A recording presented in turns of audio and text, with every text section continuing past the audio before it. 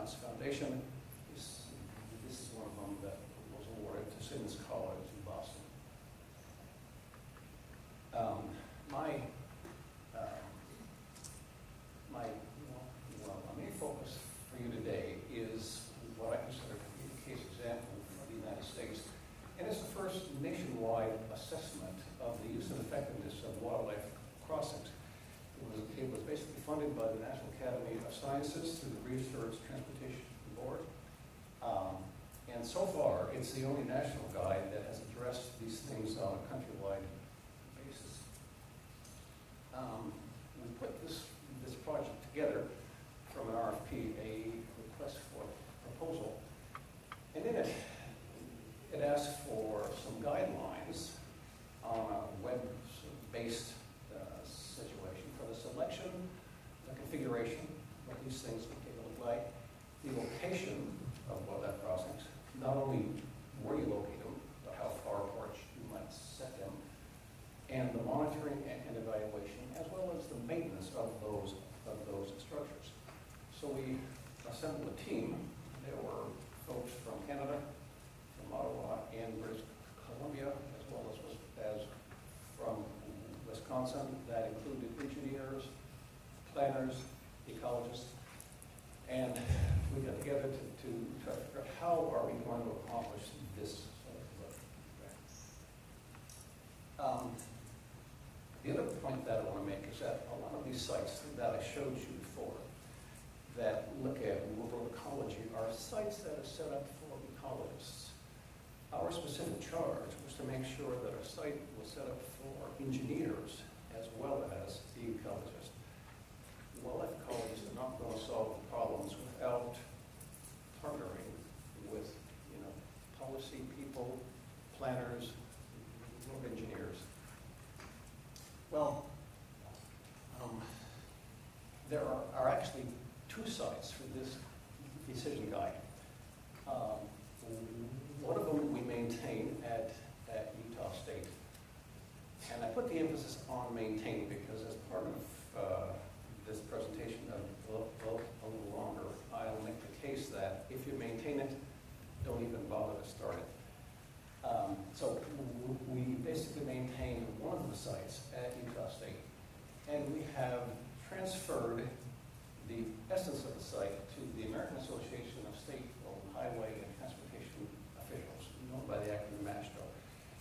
The reason we've done that is because engineers are not going to look at an ecology website. Engineers are going to look at the agency or the organization to which they respond, and that's the AASHTO site. So when they go to the AASHTO site, they can see basically the elements of the decision guide.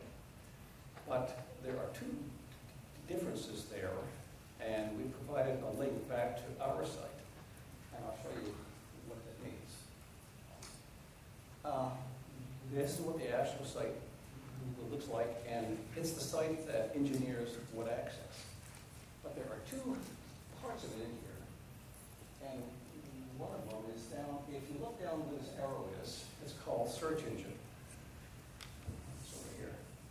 The search engine does not, it does not reside on the AASHTO site. It resides on our site back at Utah State. So when people click on that search engine, they come to the primary site at Utah State. Well, it turns out that we maintain both of the sites. But the site at Utah State is an interactive site. You can download the PDF reports, you can download photographs, you can download journal articles if that's allowed. If not, you can download the URL where they're available on the internet. And you can save them in this little blue folder that is shown down at the bottom on the right-hand side over here.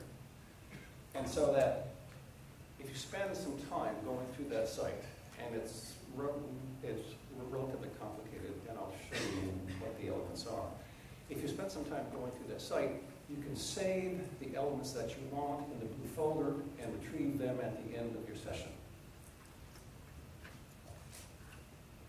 And so a way that one would do this, and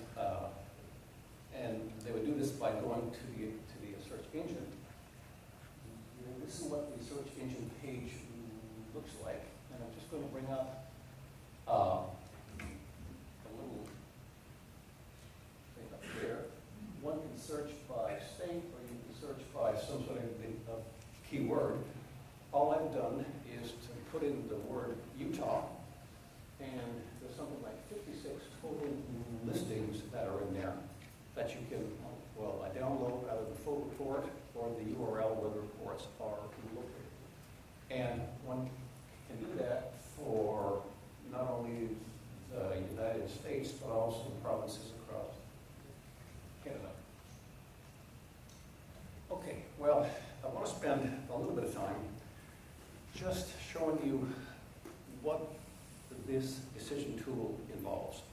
And I've got 6 slides, and it's a little difficult to show it to you in a non-interactive fashion, but I want to try to do that. It would be easier if we were online, so I could drill down through those sort of things. It's set up in a hierarchical fashion, so that for every category up there, you can drill down through about 4 or 5 levels. They're interconnected. You can get from one level to the other. But I just want to spend time on about 5 slides just to go through that, just to give you some idea of what's in there. Prior to starting, I'll just point out that as you look across the top of this, there are 5 categories. The first one has to do with evaluating the resources, what's out there. And underneath that, as point, 1.1 is identifying the source of the transportation, or the scope of the transportation project. And then we identify what the wildlife issue is, and then if, and only if, a mitigation is identified as a need, then we go on and explore further. The second column is to identify the solutions and the options. And you can see that we've made this a triangle. Basically, that's where you have to make a decision. Actually, you need to make several of them. And with that, you make a decision on the general mitigation type, on where you might be placing that, what the configuration might be, whether you're looking at a tunnel or culvert, or whether you're looking at a green bridge. At that same time, you try to determine what the maintenance or the needs are going to be. In the United States, the engineers tell us that a bridge has a lifespan of about 50 years. A road has a lifespan of about 20 years. So you know that there's a time frame at which some sort of maintenance needs to be done. And then right up front, as we begin, we determine a monitoring and evaluation plan. And we have heard about these sort of things now for 2 or 3 days. Edgar talked about monitoring up front. He's absolutely right. At the beginning of the process, we decide that, okay, if we're going to put something on the ground, how are we going to tell whether it's effective or used? And then we're going to talk to you about the difference in those 2 concepts. So there's some upfront thinking that has to occur. Okay. Past 15 minutes. Just past 15 minutes. Okay. Okay. So then these next slides are a step down through this, and I'm going to go through these relatively rapidly for you. They simply are a drill down from each of these major categories on